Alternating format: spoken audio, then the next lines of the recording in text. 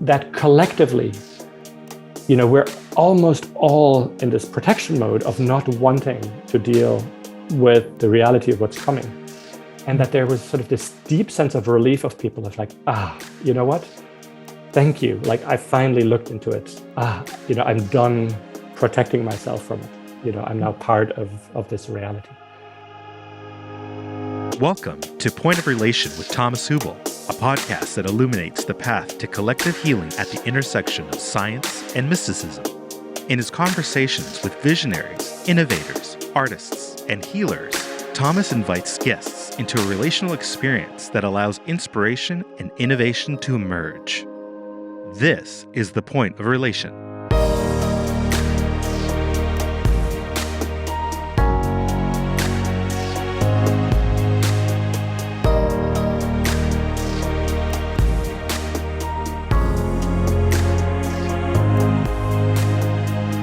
The following interview was recorded during a previous Collective Trauma Summit, an online gathering convened annually by Thomas Hübl to share ideas and inspire action for healing, individual, ancestral, and collective trauma. Visit collectivetraumasummit.com to listen to featured talks from our most recent summit and sign up to be the first to know when the next summit is announced. Frederic Laloux is a former business consultant and best-selling and paradigm-shifting author of Reinventing Organizations, who decided years ago to trade time in airplanes for more time with his family and projects that feel really meaningful. His current focus is on The Week, a powerful new approach to inspire mass mobilization to confront the climate and environmental breakdown. A warm welcome to everybody. My name is Thomas Hübl, and I'm the convener of the Collective Trauma Summit. And I have the great pleasure to welcome you, Frederic. Welcome, warm welcome here. Yeah, I'm so excited about this conversation. This summit is about creating a global healing movement. So it's a Collective Trauma Summit, but we are looking how do we develop more kind of integration, healing, restoration power in order to deal with some of the major issues. One of which I know you are very passionate about, which is climate change. Mm-hmm. And we'll come to that in a moment. But before, I would love to explore a little bit with you when trauma hurts relationships, and often is being created out of hurt relationships already. And I know you spend a lot of time exploring the business world, economy world, organizations. You wrote a book, Reinventing Organizations, which I like very much. And so when you look at how do you see trauma or hurt relationships, or another symptom is scarcity. I think trauma creates always not enough of something. And how does this affect organizations, and how does it affect the bigger economy world? And then maybe from there we will go to explore a bit your climate change work. I mean, there's so much in that question, because my sense is, and I'm not a trauma specialist, but my sense is that we have these multiple stacking layers of trauma. And for most of which we almost don't have a language yet, right? In organizations, like if you go inside an organization and you say, like, let me talk about trauma today, people will stare at you and have no idea what you want to talk about, because at best, the language is an individualized language. I might carry some individual trauma, but the more collective of systemic trauma.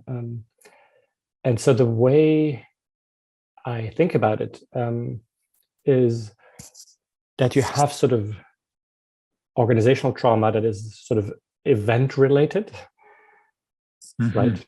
Some merger that happened and that caused some trauma, or some bankruptcy, or some scandal that happened, or some whatever, history of sexual harassment, something that traumatized this one organization. And that's maybe the easiest to understand and to name, because it's, people can pretty much understand, yes, we're sort of all traumatized by this merger that we had. And so I think that's a level that most people will understand. For me, in my work, what was interesting to me was sort of a deeper level of trauma that is baked into the systems that we tend not even to question. Our management systems, the systems that we're being taught in business school, this is how you should run an organization. But when you think about them, they basically have deep embedded trauma, and we can go into more details if you're interested, but like the trauma of hierarchy, the trauma of power over, nobody questions that. Of course we need hierarchy, but I actually believe that comes with a deep level of trauma. The trauma of, I call it, of having to wear a professional mask, of not stepping into our wholeness, the trauma of pursuing meaningless purpose. So there's these things that are sort of baked in that most people don't even question, because this is simply how things are. And so, at the level of management systems, if you want to call them that. And then I think there's an even deeper level of trauma that you alluded to, which is sort of our whole economic system and our monetary systems that are built on scarcity, and that bring even deeper level of trauma. So, we can go into any of those. What is fascinating to me is that I feel that as individual trauma becomes something that is named and recognized, that we get a chance now to talk about sort of these deeper level of collective and organizational and systemic traumas. Mm-hmm. Yeah, I would be interested to hear a bit more about power over, because like we come out of thousands of years of power over, and suddenly there are more options. So like I often also say, we are bruised from such a long time of power over, but we need to integrate those bruises. So I would be interested in that, and then maybe as a second step, looking at the kind of economy world as such a bit deeper. But let's start with the management first. Yeah, so one of the things that I've been fascinated by is the emergence of self-managing, not only teams, but self-managing organizations, right? And sometimes really large organizations that operate in self-managing fashion. One of my favorite examples is Dutch nursing organization. They're now 15,000 people, and they don't have a single manager. Mm-hmm. So they just don't operate with that kind of structure. And they're incredibly efficient, right? And they're, incredibly human place to work, and they grow just because pretty much everybody wants to work there, and everybody wants to have them as clients. And the process was interesting for me. Like it took me, quite a bit of time researching them to wrap my own head around that this is actually possible. Like I've had grown up, like everybody, being educated in the sense that we need power hierarchies, right? From the youngest age, we have adults that have power over children, and the whole school system. I think we're all scarred by the school system, where somebody else defines our curriculum. Somebody else defines what our days will be made like in 45 minutes chunks, and where we have to go from which class. I mean, we're just conditioned for years and years and years of accepting that power over us. And if you look at the school system, there's this whole escalation of punishments, right? All the way up to, exclusion from the social circle, exclusion from school, and, ultimately prison, if you don't submit to this thing. So we're all conditioned in this. And it took me quite a while to get over my own disbelief of this is not possible. You can't run a 15,000 people organization with no managers. Come on, that's not possible. And yeah, I had the time to research this and really understand that not only is it possible, but it's in many ways superior, right? And if you look at, I don't need to go too deeply into this, but if you look at all living systems, all complex living systems in nature, they're all self-managing systems, right? A forest doesn't have a hierarchy, right? Your brain, Thomas, doesn't, 85 billion cells, and it doesn't have, an executive committee in there that tries to control what the 85 billion cells do, right? That wouldn't work. So, we know this is possible, but it's a radical shift. And as you say, it's thousands of years of history. And if you want to break it down maybe to the most basic, it's basically the pyramid or the circle, right? And we're, I think, in this really exciting time where after thousands of years of the pyramid, we're learning to reintegrate the circle, but at scales that are much bigger than what used to exist in hunter-gatherer societies. And I've come to believe that, the relationship, the power over relationship that is inherent in the pyramid, right? I am your boss, so I have power over you. I get to decide if you're hired, fired, if you get an interesting project, if you make a promotion, if you make more money. that relationship is fundamentally unhealthy, right? Comes with fundamental side effects, fundamental flaws. And it's interesting to me to see how much wisdom there seems to have been with hunter and gatherer societies to make sure that this didn't emerge, that there wouldn't even be status differences. And when you look at organizations, I believe that this power over is so actually unnatural, so antithetical to our human condition, contrary to what people say. Oh, it's always existed. I actually think it's so antithetical to our human nature that we have to create all sorts of power markers and rituals and corner offices and private jets and all sorts of things and different clothes and suits and stuff to make that acceptable, to make it feel like, of course, this person is more important than me, so let me no longer question that because they have a corner office, because they dress differently, because so it's interesting to me when you take that lens and you walk inside organization, how much energy we put into justifying hierarchy and power differentials, because otherwise, like if everybody just dressed the same and had the same office and had the same, people would just look at you and go like, why are you telling me to do this? You wouldn't accept that if we didn't have all of these power markers. Mm-hmm. Mm-hmm. And just about that, how do you see what does an organization need to go through that is used to a hierarchy? What are the easy parts and what are the difficult parts to change to like a self-organized? It's interesting because there's, for me, two very different answers to that. One is, in some ways, it's very simple. Let's say that you have a team, right? And there is a manager who has power over the others and, decision-making power. And in many ways, it's very easy. You just have a meeting, and some organizations do that, take 3-4 hours, and you just say like, hey, here's the manager. What are all the tasks of, a manager, right? That he has decision power over the other people, right? I don't know, the manager, is the outside face of the team to elsewhere. The manager, looks at the financials. The manager hires people. The manager coaches people. The manager looks for social cohesion, deals with conflict and so forth. You can make that list. You can get to 10, 15, 20 things. And then you simply say, okay, if we really look around the room, who wants to do what? Who is good at what? Like, if we're honest, whenever there's conflict, we don't go to the manager anyway. We go to you, Thomas, because so why don't you do that, right? And, I'm pretty good with numbers. Let me do it, right? And then you distribute these things. And then you have some simple rules about who can make what decision. How do we deal with conflict? And that thing is done. And it's pretty common sense.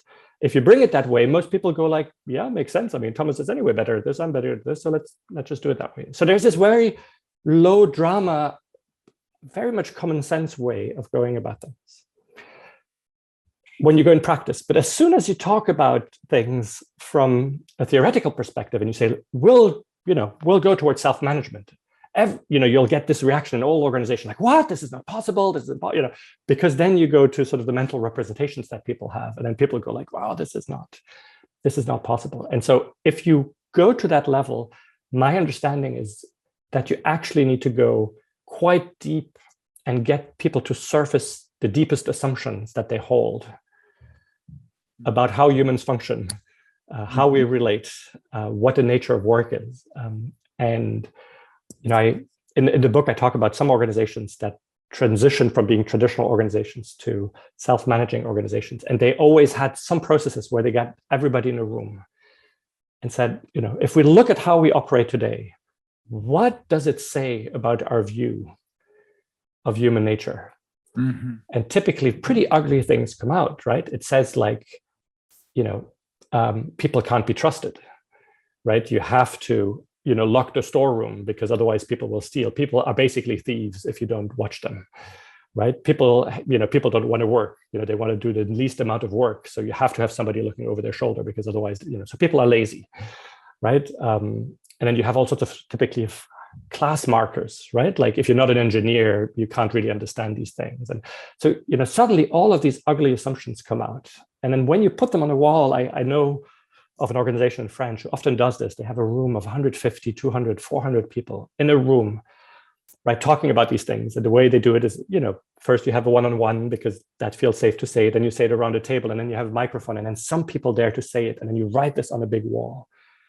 And so you have suddenly like this collective moment where people just look at the ugliness of the assumptions behind the current management system, right? And then you sort of pause and say, is that how we want to go forward? And no one in their right mind goes like, no, this is not the assumptions we want to build on.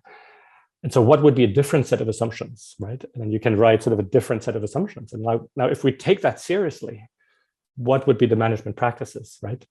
And then you get to shift. But my understanding is you have to go to that deepest level of actually surfacing the assumptions behind this pyramid, because otherwise people just go like, that's how it's been done. Like, you've been so conditioned from the youngest age, from your relationship with your parents, with school, that everything else just seems like some, dream, some pie in the sky. Mm-hmm. That's very powerful.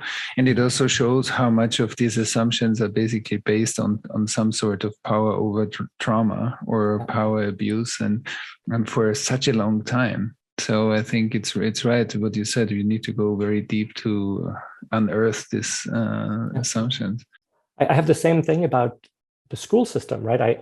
I really, the whole school system makes no sense to me at all. I mean, the school system sort of perpetuates that, top-down trauma.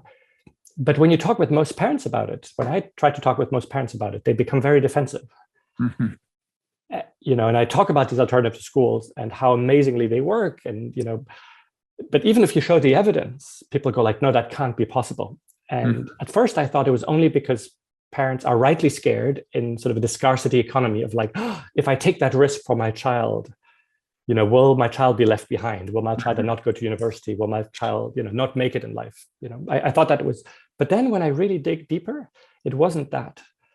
It was what I call the Stockholm syndrome of, if you are telling me that is possible, that is sort of a non-violent, child-centric education is possible, then you're basically saying that I suffered for 12 years with something that wasn't necessary. And I'm not willing to even contemplate that. I'm not willing, like there must have been a meaning to my suffering, right? Otherwise, it's too absurd, right? And so, for the school system, I think it's the same thing. If we want one day to shift our school systems, we have to go sort of to the deepest level of assumptions.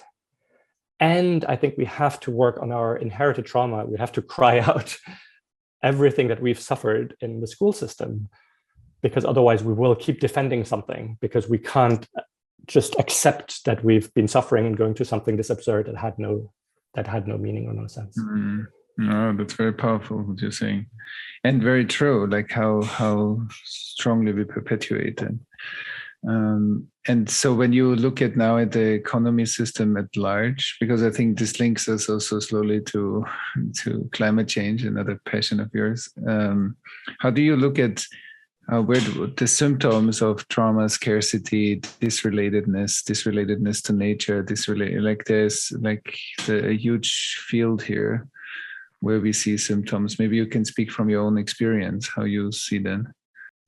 So I won't go too much into the details because some people are better, to talk about like how the money system itself builds in scarcity, right? Our debt-bearing money system, right, is based on the fact that whatever money we have isn't enough because, it comes with debt. And so we will have to pay more in the future. So like the system itself builds scarcity into the system. And so I'm by now convinced, even though I'm not an economist, that we will need to shift to a whole different monetary system, which is a huge endeavor and a huge task. But even beyond that, the way we've individualized safety by tearing away the fabric of belonging, of communality, and of help, is everywhere around us. The fact that, I had to move from my native Belgium to the other side of the ocean to live in an eco-village where we have more commonality, where people actually know each other as neighbors. If somebody is sick, they won't, cook for 2 months. If there's a baby born, the parents won't cook for 2 months because people take care of them. Like that has become exceedingly rare, so rare that I had to move, thousands of miles to do that. And even in this place where we have a lot of that, looking after each other, at the deepest level of financial security, we are still living individualized lives. So maybe even in this, one of the most advanced sort of places in the world, like everybody is saving for their own retirement. Everybody is saving if something bad happens. Everybody is insecure about like, do I have enough money? If something bad happens, and I cannot work right? When you think about it, it makes no sense, right? If we were to put this in community, like if I were to know, hey, if something bad happens to me, Thomas is going to take care of me, and Allison's going to take an Ali, and and then when you have a problem, we're going to take care of you. Like it used to exist in more communal forms of life. I mean, imagine the pressure that is off, right? That, but we don't have these systems, right? And so I find myself in that thing of like living with that sort of view of scarcity of like, do I have enough? I feel like I have enough, but then I have enough in case bad things happen. But is it then fair that I give this to my children? If I were to die tomorrow, they would get some money that I have in case, but then they have this advantage over, like, all of that makes no sense. But I'm, like everyone else, I'm still navigating in these systems. And maybe I want to share a story. I'm sure she would be okay that I share it. Like, there's somebody I admire a lot, Miki Kashtan. I don't know if you know her. She's a nonviolent communication, amazing person. You would very much enjoy getting to know her, Miki Kashtan.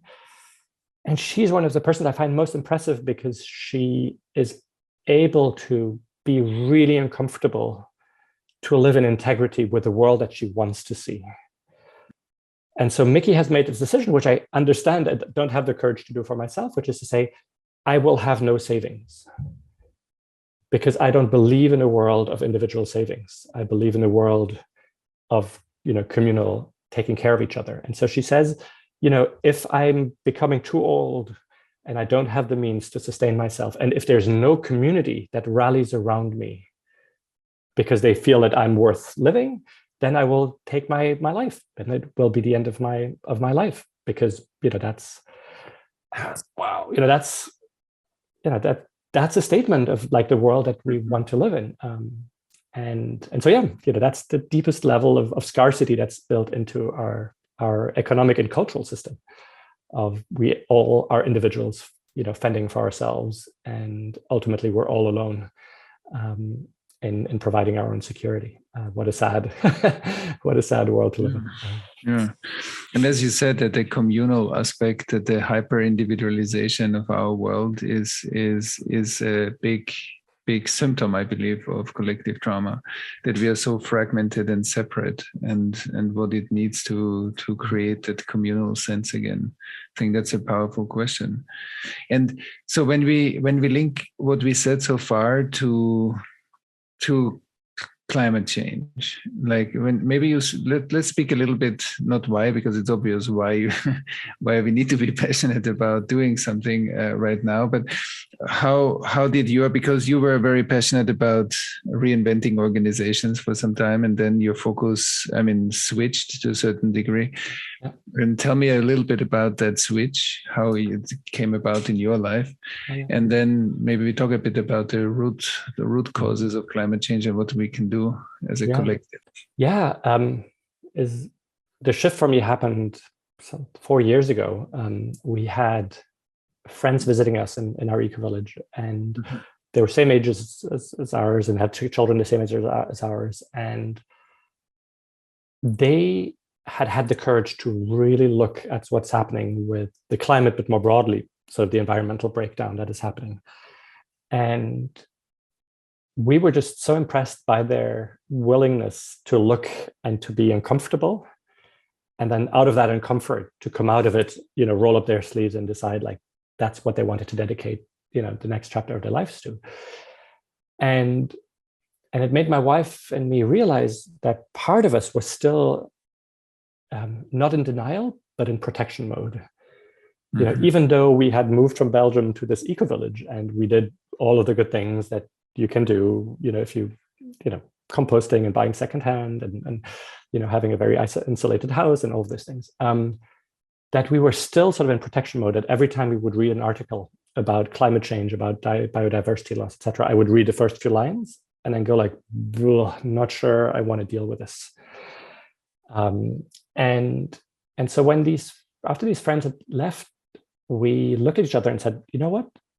So there was a little bit of pride involved. Like if they have the courage, we can do it too, right? And let's go there and let's take it almost sort of a spiritual journey and see whatever shows up.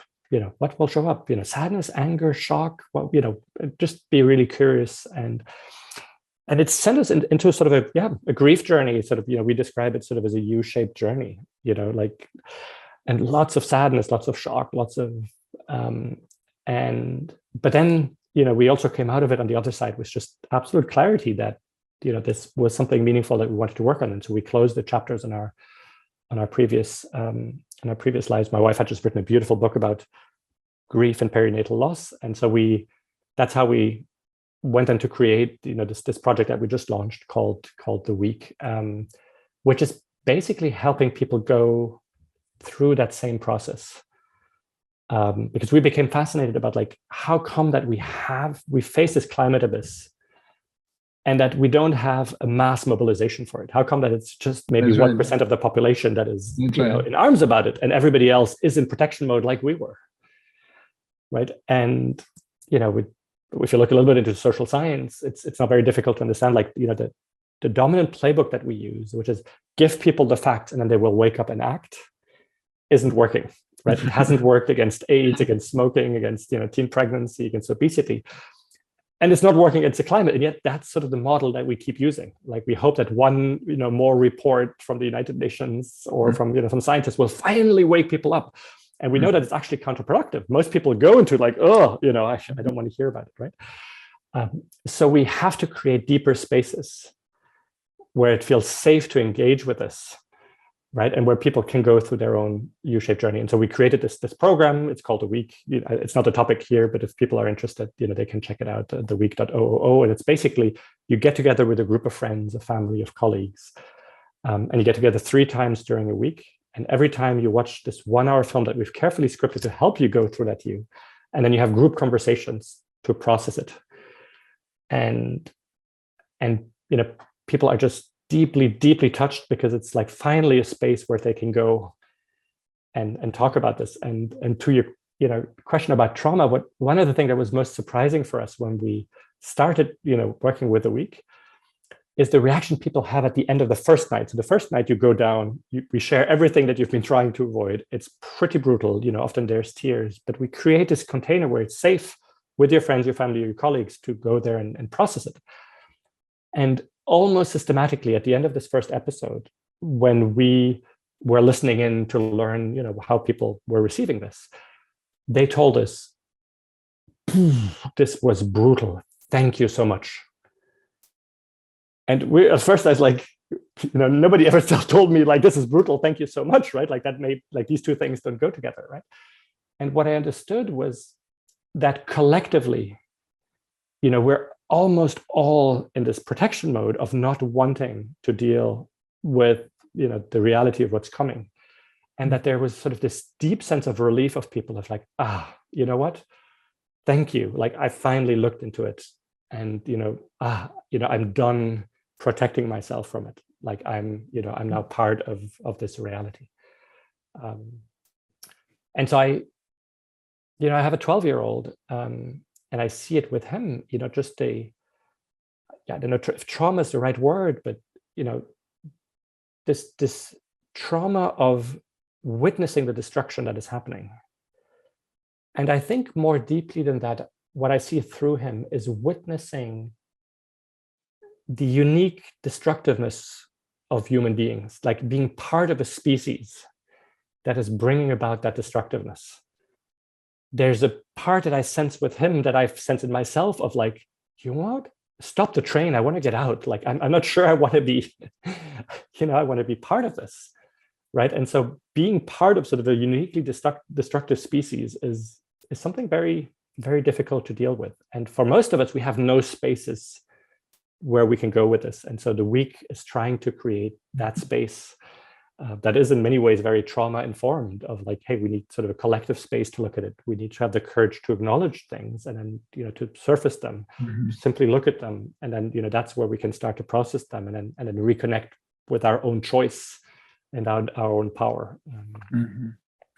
Yeah, I think you said it already. I'm fascinated because you're doing actually something that in the trauma work or collective trauma work we also do, is like we just say, okay, we need spaces where we can look at that which is difficult, or that which was difficult, in a healthy relational environment. And that the relationships are able to hold the difficult parts, and that actually is what makes the difference. And you described exactly that. That's beautiful. It's very beautiful. And I think this architecture is something like exactly what you built is, I believe, what we need all over in order to deal with this kind of difficult things to face. But then we face it also when we have relational support. Exactly.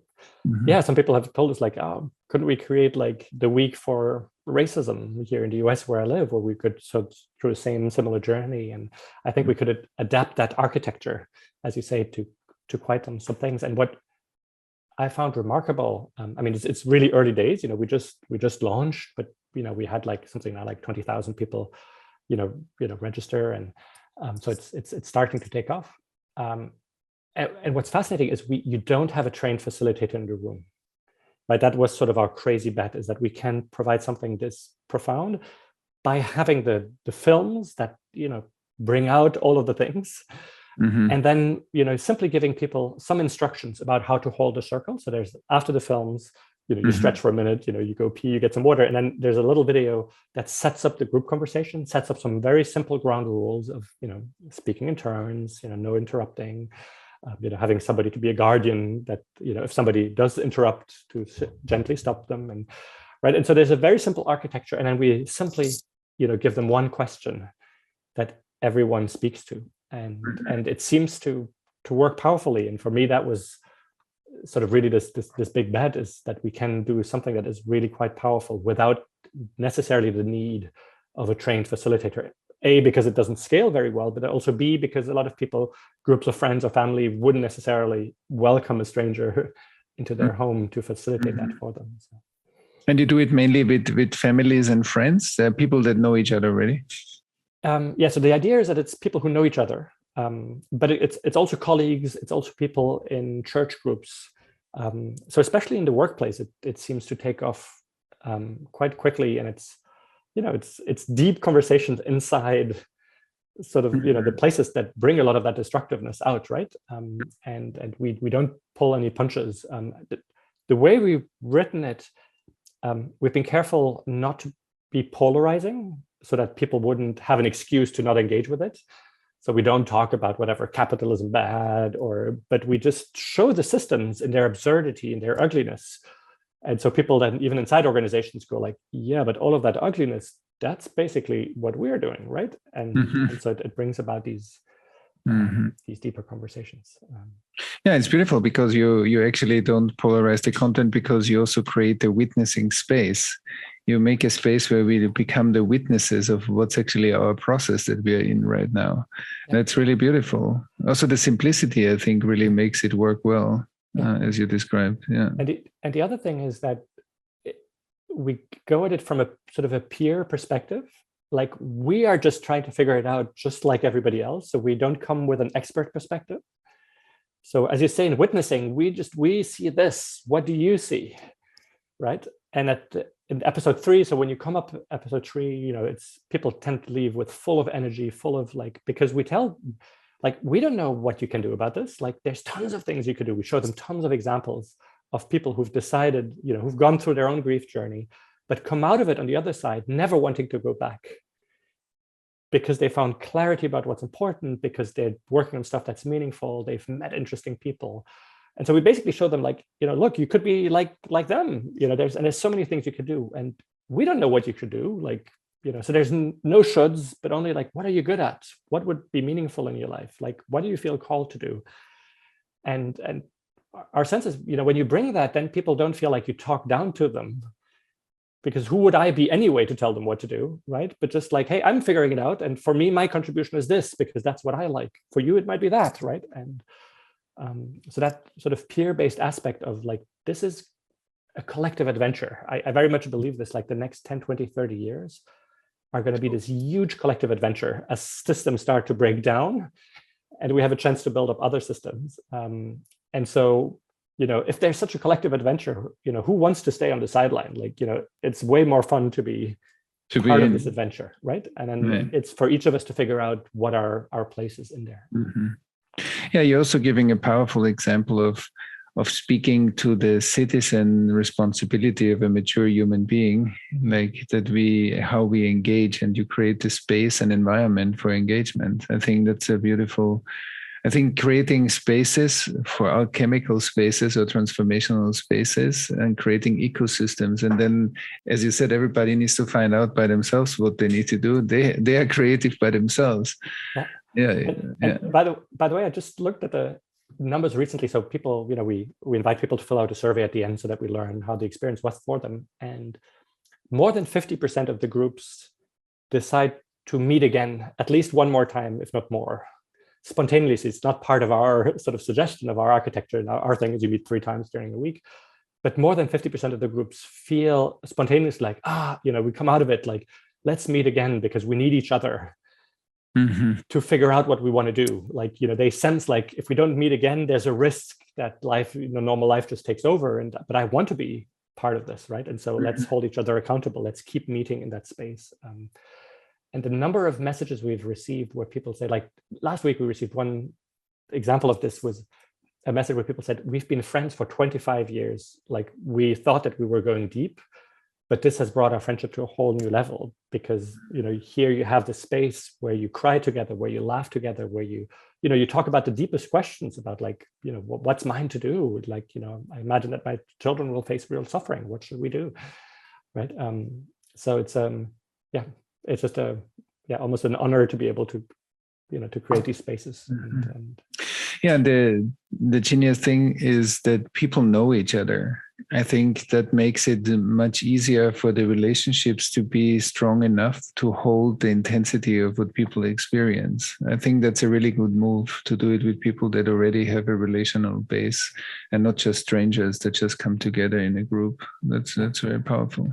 It's also the reason we designed it like this, and this was really, by the way, this is a project that I've done with my wife, Hélène. So it's really a project that the two of us have done together. And this particular piece of like, no, we need to do this in existing social groups and not something that people can watch individually was really her contribution. And the idea there is if we let ourselves be really deeply changed, right? If there's an inner shift in, for instance, in this case, in our orientation towards climate change and the environmental breakdown, if I really understand the urgency of this and go like, then the only reaction to this is basically, I want to roll up my sleeves. I will do my thing. If I take it that seriously, but my friends and family haven't been part of this, they will look at me and say like, Fred, this is a new Fred. We don't like that new Fred. Like, where does this Fred come from? Like, can we have the old Fred back? Right. And they will do their best to try to bring the old Fred back. Right. It's going to be very difficult. Like if I suddenly say like, you know what, I'm quitting my job because this job no longer makes sense. I want to put my energy elsewhere. Like chances are my family, friends will look at you like, what, are you crazy? You have a perfect job. They will suddenly feel like, maybe if he's doing it, that I should, so they will resist that.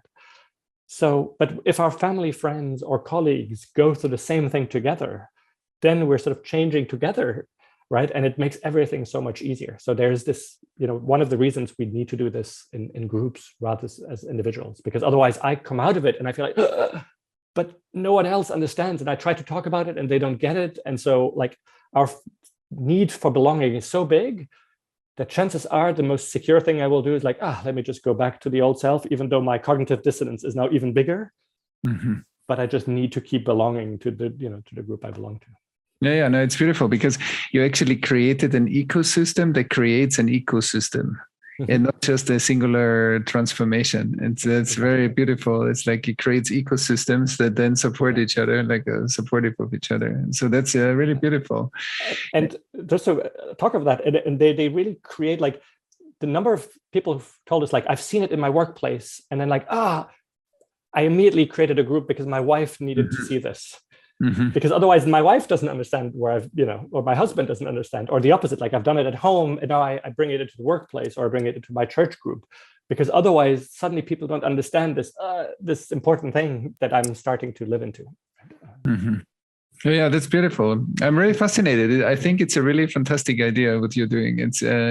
And anyway, I'm very much interested in what's the healing architecture, what's the architecture we need to build in order to create a systemic change. And that's a beautiful example of a very functional architecture that has many, many beautiful aspects to it that really work well.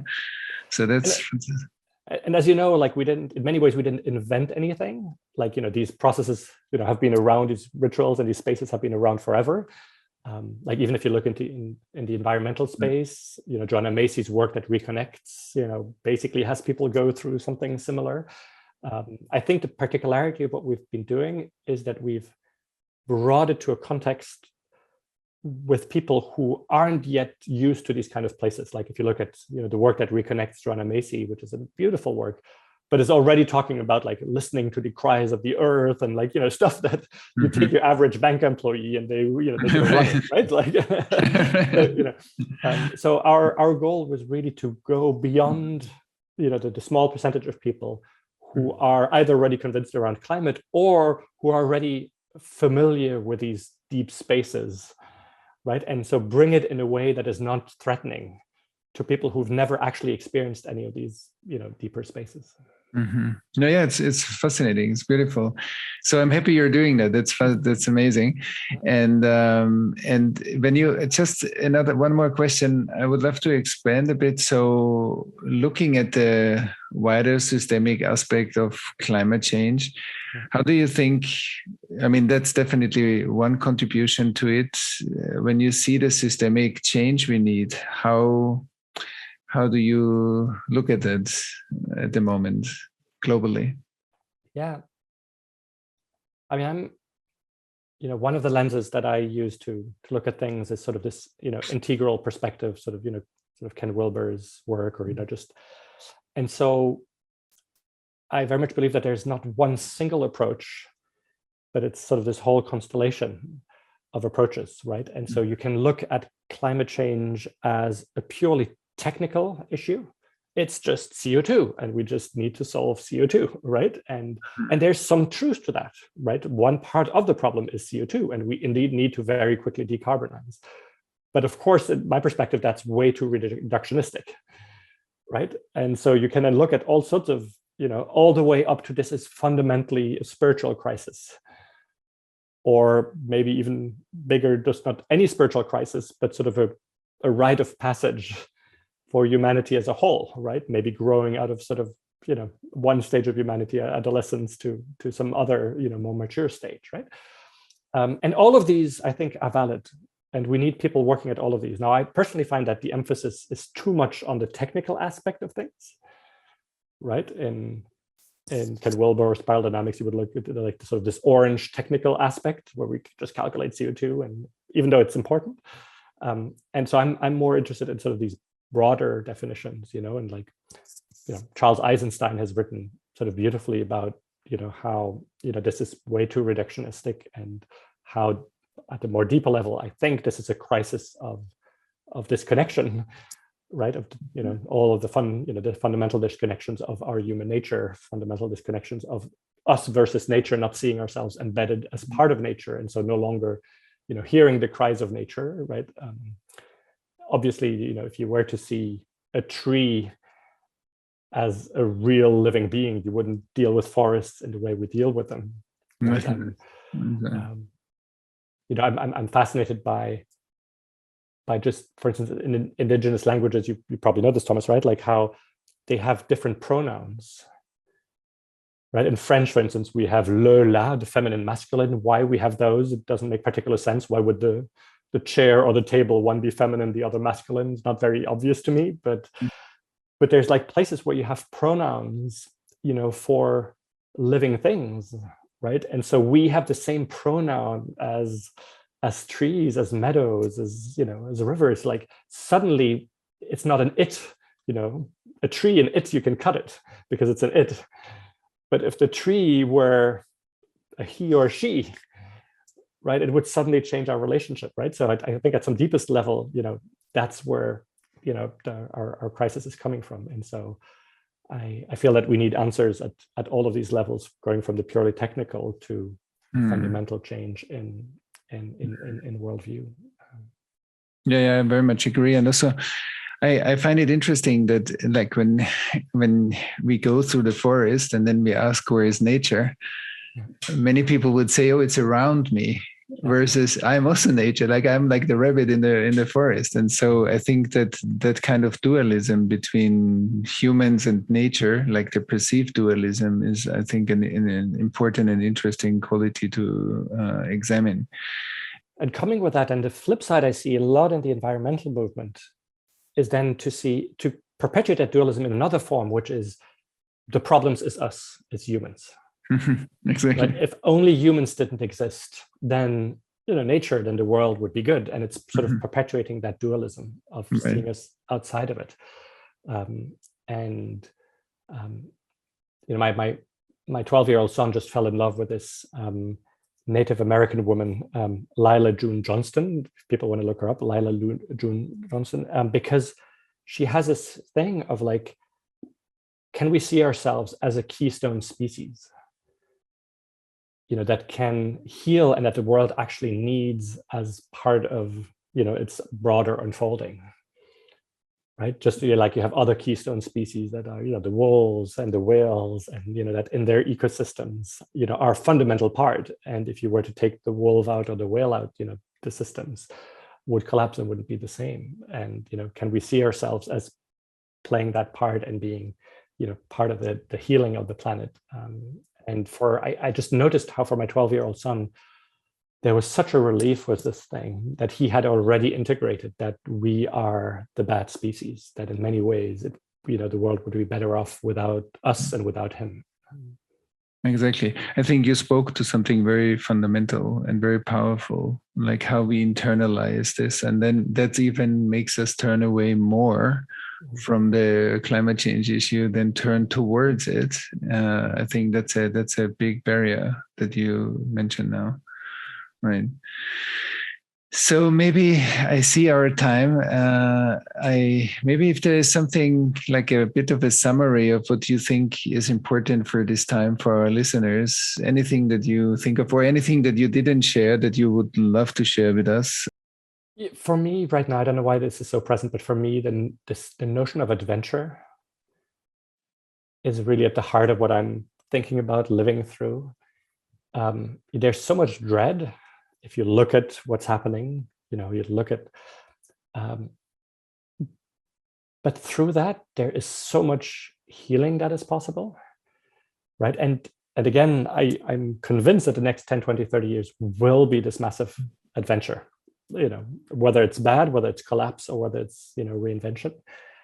And so what an amazing time to be alive. Like sometimes I wish I could have 5 lives in parallel, because there's all of these ideas, all of these things, all of these visions I have of things we could work on. Right? If I just take trauma, right?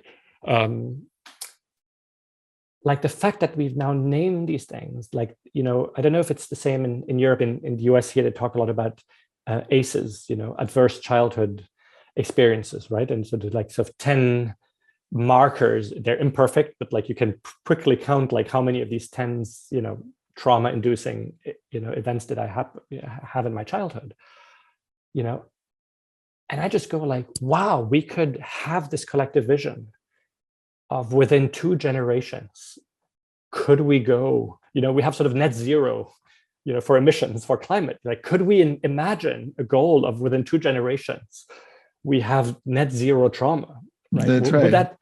Right? That's right. What a vision would that be? I mean, it's the first time we have the capacity to, I think, to name it that way, at least for a few thousand years, right? Not only to name it that way, but to be understood, have the tools now to do something about it. I mean, that's amazing, right? I live in the US. The question of race, is everywhere. And you go like, people talk about reparations, but what if we looked at reparations from a race perspective? And we said, like, one way that white folks could undo a lot of the damage is to provide all of the resources so that Black and Indigenous people could, within 2 generations, heal the generational trauma that is transmitted. Like, that's our form of reparation. I mean, there's just so many exciting things to do, right? And the same with climate. I mean, we can regenerate huge swaths of land. Nature rebounds so quickly if we let it do it.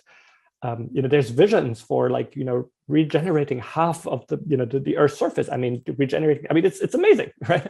And so we just need to go from that stuckness of, like, but everything is so terrible, and to the other side, basically the other side of that where we go, like, wow, there's so many things we could do, and what is my contribution? Yeah. No, it's so lovely to listen to you. You transmit your own excitement and creativity. And I totally share this with you. I mean, I also have so many ideas, and many of the ones that you said right now. This is fantastic. And maybe there's also stuff we can collaborate on and work closer together. Yeah, it's lovely. And so thank you, Frederick. It was so lovely. And especially the last part you transmitted such a joy. And that's what I also feel when I listen to you. I feel like your inspiration that is constantly speaking, and your love for movement and for your creativity. So that's really inspiring. So thank you very much. Thank you, Thomas. Visit CollectiveTraumaSummit.com to listen to more talks like this one, and to sign up and be the first to know when the next Collective Trauma Summit is announced. Thanks for listening to Point of Relation with Thomas Hübl. Stay connected and get updates about new episodes by visiting our website, pointofrelationpodcast.com, and by subscribing to the Thomas Hübl YouTube channel. If you enjoyed this video, please like it and share about us with your community on social media. Thank you. We appreciate your support.